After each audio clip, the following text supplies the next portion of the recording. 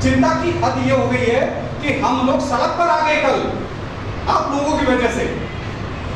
बड़े बुजुर्गों को सड़क पर बैठना पड़ गया कल, आप लोगों की वजह से। कब जागेंगे आप लोग? कैसे जागेंगे आप लोग? क्या किया जाए आप लोगों के साथ कि कैसे गंदगी अमल न किया जाए? शहर से बंदर पकड़ने का दिया आश्वासन, वन विभाग से हरी झंडी का है इंतजार। धर्म नगरी में लगातार बढ़ रहे बंदरों के आतंक से मुक्ति एवं ई रिक्शा के अवैध संचालन के खिलाफ मंगलवार को किए गए आंदोलन के बाद बुधवार को नगर निगम के जोनल कार्यालय पर नगर निगम एवं पुलिस प्रशासन के अधिकारियों ने स्थानीय लोगों के प्रतिनिधि मंडल से वार्ता की, जिसमें 15 दिन में समस्या समाधान का आश्वासन दिया गया। मेयर डॉक्टर मुकेश आर बंधु ने कहा कि धर्म नगरी में बंदरों के आतंक को रोकने के लिए निगम प्रशासन द्वारा हर संभव प्रयास किए जा रहे हैं, जिसके तहत शासन में मंकी सफारी बनाए जाने का प्रस्ताव भी भेजा गया है। बताया कि 5000 बंदर पकड़ने के लिए वन विभाग से अनुमति की कार्रवाई अंतिम चरण में चल रही है। अपर नगर आयुक्त क्रांति शेखर सिंह ने कहा कि धर्म नगरी में आने वाले श्रद्धालु एवं पर्यटकों समेत स्थानीय लोगों को बंदरों के आतंक व ई रिक्शा के अवैध संचालन से होने वाली परेशानियों को दूर करने के लिए शीघ्र ही व्यापक स्तर पर कार्रवाई धरातल पर होती दिखाई देगी।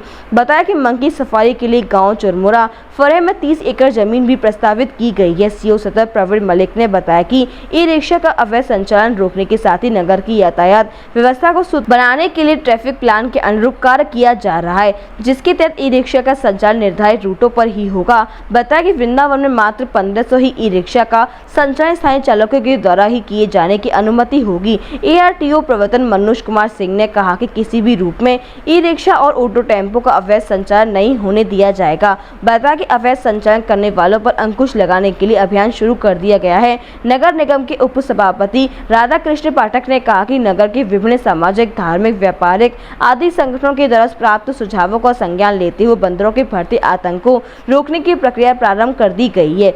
अगले 15 दिन में इसका असर धरातल पर होता दिखाई देगा। आप लोगों की वजह से। कब जागेंगे आप लोग?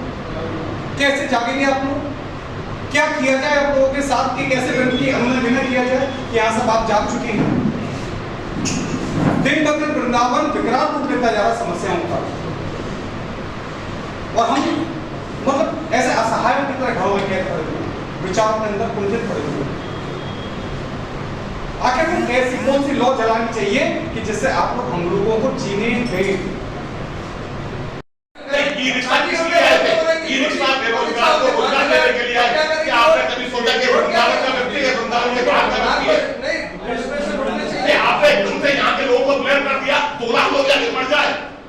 जो आप करेंगे आपके लोगों के साथ सुविधा करेंगे, जो लोग करेंगे आप स्थानीय जो मनमानी तरीके से चल रहा है वो तो चल रहा है, उसी के लिए हम लोग आवाज उठा रहे हैं। तभी आपने समन्वय बनाने की कोशिश की, क्या वृंदावन के लोगों से समन्वय बनाने की कोशिश की आपने? किसी कमेटी में नहीं, किसी समिति में नहीं, किसी आपने बिल्कुल सही बात कही। वृंदावन एक छोटी सीमा है, कुंजी गली बना दी। अरे कुंजी गली हमारे बाप दादाओं की जमाने से थी। श्रीमद् भागवत में इसका वर्णन है। आप कैसी बात कर रहे हैं साहब?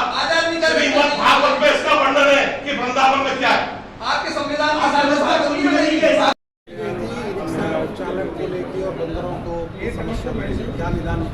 देखिए, आज हमारे वृंदावन के सभी व्यापारी गण जो यहाँ के सामान्य लोग हैं वो यहाँ बैठे, और मथुरा वृंदावन नगर निगम के अधिकारियों, हमारे CO साहब और ARTO साहब यहाँ मौजूद थे, और इनके बीच में ये वार्ता हुई है। निश्चित तौर पर यहाँ कुछ ये देखा जाता है कि वाहन कुछ ज़्यादा मात्रा में आ रहे हैं, बहुत ज़्यादा, तो उसका समाधान हम लोगों ने यहाँ बैठ कर देखा है। और बंदरों पर भी बातचीत हुई है।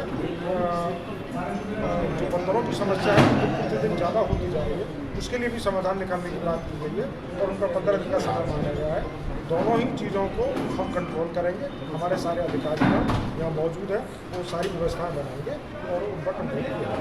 मेयर साहब, 15 दिन की बात कही गई है कि 15 दिन में समस्याओं को निदान को लेकर एक ठोस रणनीति नगर निगम प्रशासन द्वारा बना ली जाएगी।